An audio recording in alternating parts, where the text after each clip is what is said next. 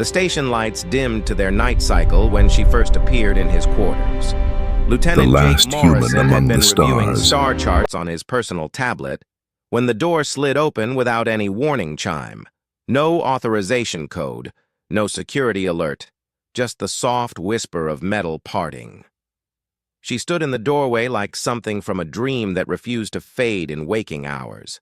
Her skin held the pale blue luminescence of distant nebulae, and her eyes carried depths that reminded him of looking into hyperspace itself. She was tall, elegant, with features that were almost human, but not quite.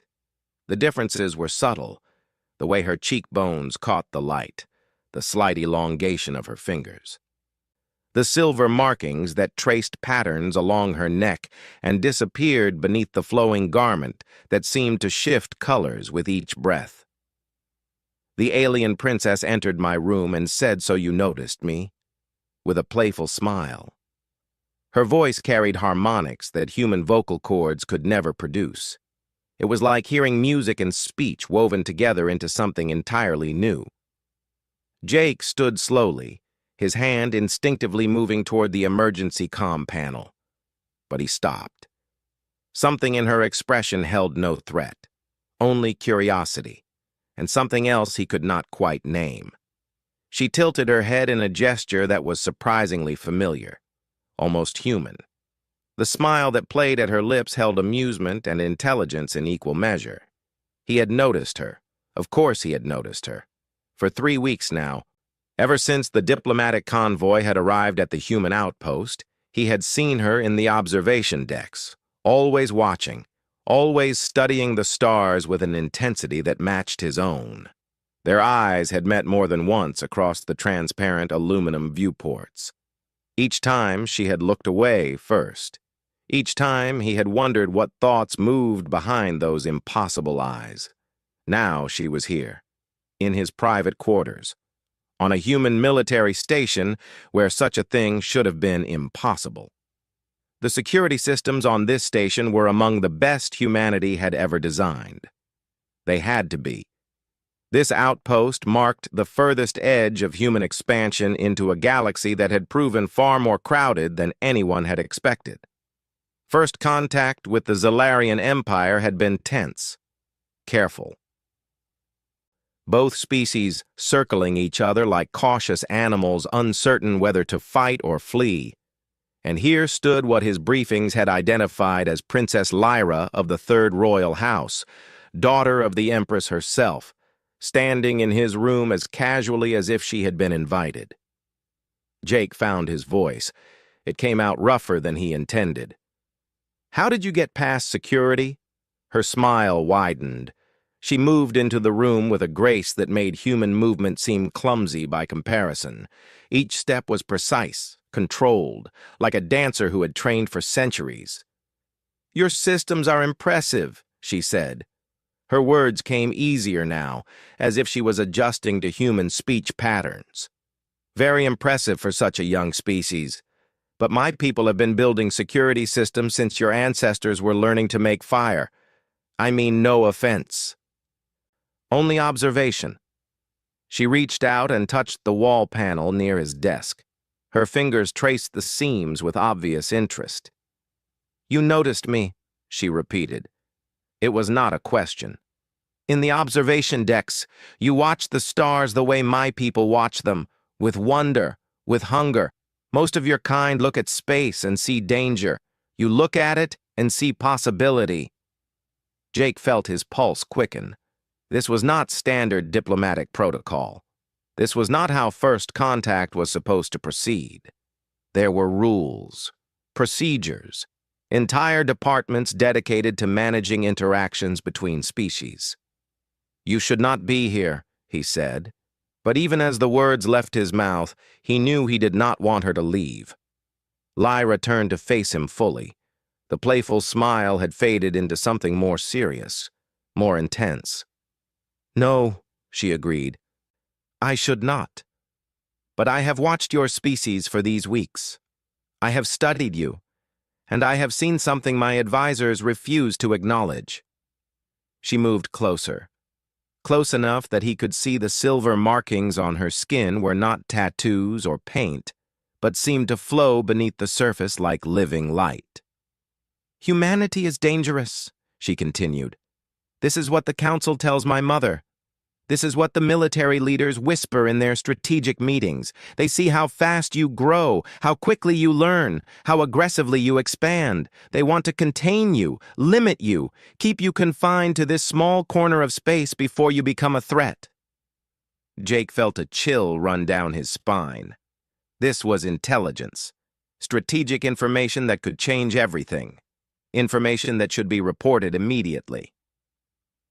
But something in her eyes kept him silent. "They are afraid of you," Lyra said softly. "But I am not. Do you know why?" He shook his head. "Because I have watched you look at the stars. I have seen the way you study every new ship that docks at this station, every new technology, every new idea. You do not look at these things with the eyes of a conqueror. You look at them with the eyes of a student, someone who wants to understand, to learn, to grow." She reached into her garment and pulled out something small, a crystalline device that pulsed with soft light. "This contains information," she said. "Data on Zalarian jump drive technology, medical advances, energy systems, things that would take your species another century to develop on your own."